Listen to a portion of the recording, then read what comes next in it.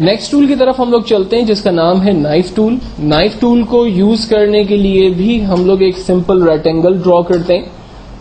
اس tool کا actual purpose یہ ہے کہ آپ شیپ کو دو حصوں میں بریک کر سکتے ہیں. مثال کے طور پر میں نے ایک شیپ ڈرا کیا اور اس پہ کلر میں نے یلو فل کر دیا اور میں چاہتا ہوں کہ اس شیپ کو میں دو حصوں کے اندر کٹ کر دوں. تو ہم یہاں سے نائف ٹول سلیکٹ کرتے ہیں اور اپنے شیپ کے اوپر نائف کو اس طرح سے رکھیں گے کہ جب وہ اسٹریٹ ایج اس کا جو ہے وہ بالکل اسٹریٹ ہوگا. اگر وہ نائف اس طرح سے اگر ڈاؤن سائزنگ پر ہے تو آپ سلیکشن نہیں کریں گے جب تک کہ وہ کارنر پوائنٹ پر آ کر اس طرح سے اسٹریٹ نہ ہو جائے. دین آپ کلک کر کے رکھیں گے, یہ اسٹارٹ پوائنٹ ہے اور آپ چاہتے ہیں کہ نائف کی کیسے کٹنگ ہو ویسے آپ سلیکشن بنائیں گے اور جب دوسرے کارنر پہ نائف دوبارہ اسٹریٹ ہو جائے تب آپ اپنا کلک چھوڑ دیں گے. نائف کی مدد سے آپ نے شیپ کو دو حصوں میں ڈیوائڈ کر دیا. ایرو کا ٹول سلیکٹ کرتے ہیں اور اپنے آبجیکٹ کو موو کر کے دیکھتے ہیں یہ آبجیکٹ دو حصوں میں ڈیوائڈ ہو چکا ہے.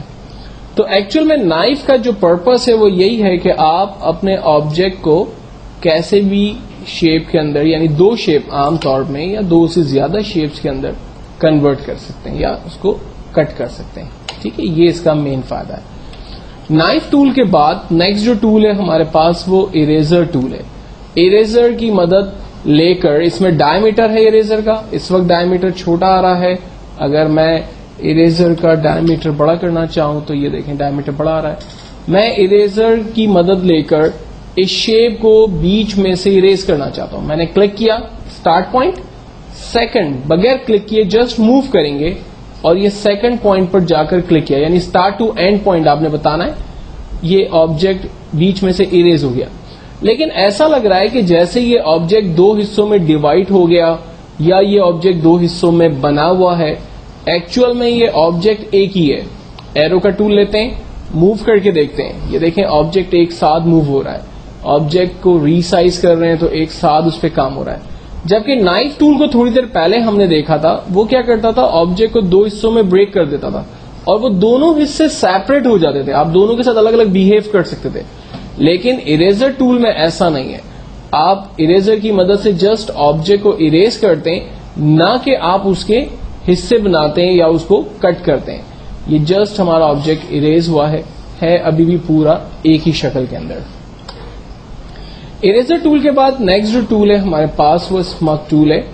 عام طور پہ اسمگ ٹول آبجیکٹ کی آؤٹ لائن یا جو بارڈر ہے اس کے ساتھ اچھے سے ریئیکٹ کرتا ہے یا ڈیزائنز وغیرہ بنانے میں یوز ہوتا ہے. اس وقت آبجیکٹ کی آؤٹ لائن کو میں تھوڑا سا بڑا کرنا چاہ رہا ہوں. اس کے ڈائمیٹر کو میں نے بڑا کر دیا. اس کو فرسٹ ہم کنورٹ کرتے ہیں, ڈونٹ شو دس کر دیتے ہیں اور اب دیکھیں میں اس کی آؤٹ لائن کو اوپر موو کر رہا ہوں. اپنی مرضی سے میں اس کے کارنرز میں شیپ دے سکتا ہوں. ٹھیک ہے, اس کا ڈائمیٹر جو ہے بالکل چھوٹا ہے. میں اس کے ڈائمیٹر کو اپنے حساب سے بڑا کر دیتا ہوں اور اب موو کرتا ہوں. یہ دیکھیں اس کے کارنر جو ہے وہ اپنی مرضی سے میں جو اسٹائل اس پہ دینا چاہ رہا ہوں وہ اس پہ اپلائی ہو رہے ہیں.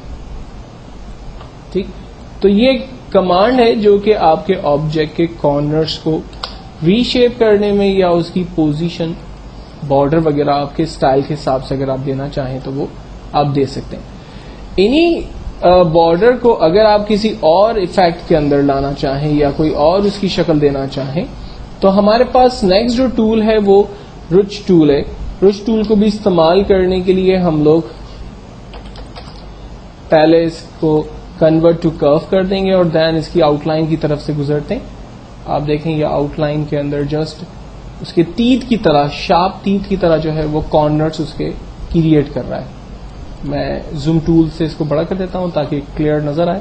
اسمگ ٹول دیکھیں آؤٹ لائن کے اوپر سے جسٹ میں موو کر رہا ہوں, وہ کیا کر رہا ہے اس کی آؤٹ لائنس کو کٹ کر رہا ہے, شیپ جو ہے وہ دے رہا ہے. جتنی دفعہ آپ موو کریں گے اتنی نئی شیپس جو ہے وہ کریٹ کرتا جائے گا.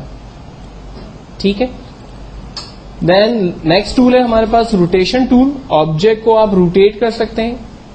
یہ روٹیشن کو ہم نے پہلے بھی ڈسکس کیا تھا. آپ جسٹ ایرو کی مدد سے ایکس پہ کلک کریں اور یہاں سے آپ روٹیٹ کر دیں. کل ہم لوگوں نے اس کے اوپر ایک فریم بھی بنانا سیکھی تھی, جبکہ وہی قریب ٹول ہمارے پاس روٹیشن کا اویلیبل ہے. آپ آبجیکٹ کو یہاں پر روٹیٹ کر سکتے ہیں.